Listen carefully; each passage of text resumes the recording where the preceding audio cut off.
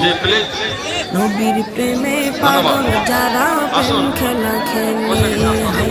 নবীর প্রেমে পাগল যারা প্রেম খেলা খেলে, আমাদেরকে নবীর প্রেমে ওয়াজ করনি দন্ত দে ফেলে, নবীর প্রেমে ওয়াজ করনি দন্ত দে ফেলে, নবীর প্রেমে পাগল যারা প্রেম খেলা খেলে, নবীর প্রেমে পাগল যারা প্রেম খেলা খেলে,